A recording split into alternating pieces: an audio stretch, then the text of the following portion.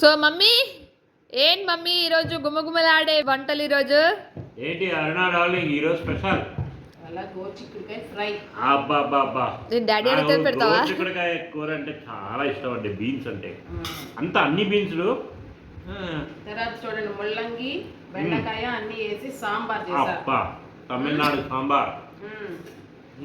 తర్వాత ఇవాళ brown rice అయిపోయింది, అందుకని చెప్పేసి ఊరి నుంచి వచ్చాం పర్వాలేదు కదండి, అయిపోయింది. ఈరోజు మనం వైట్ రైస్ అందుకని చెప్పేసి వైట్ రైస్ చేసేసాం.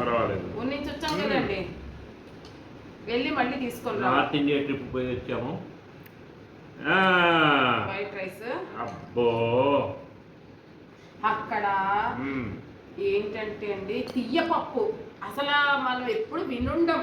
అసలు ఇంకా మీ ఫేవరెట్ అప్పడాలు. లాస్ట్ మినిట్ అడిగానండి మా వాడిని, అప్పుడా లేకపోతే ఎట్లా అని. మీరు అడిగారా? నా కోసం ప్రేమతో మా మమ్మీ చెప్పకుండానే చేసింది అనుకున్నా. మా వాడు అప్పడాలు చేసేసింది.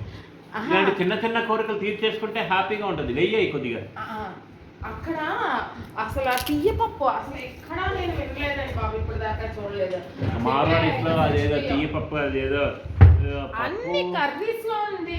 కొంచెం బెల్లం కానీ షుగర్ వేస్తున్నారు మరి తెలియదు, కానీ ఆ ప్రతి కర్రీ కూడా కొంచెం లైట్ స్వీట్నెస్.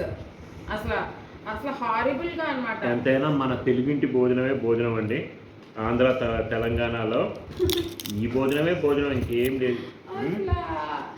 చపాతీలు ఏ టైంలో అయినా చపాతీలు, మార్నింగ్ అయినా తెల్లారి కళ్ళు తెరుతుండే చపాతీలు, ఆలు పరోటా.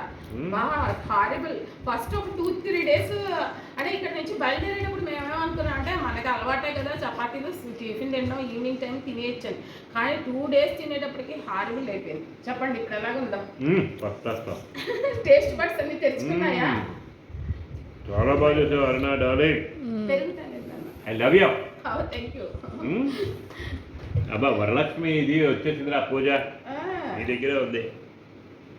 మా ఇంటి మహాలక్ష్మి, నా కూతురు, నా ఆవిడ. నా కూతురు మా ఆవిడండి వరలక్ష్మి. ఇంకేం బాగా. Thank you.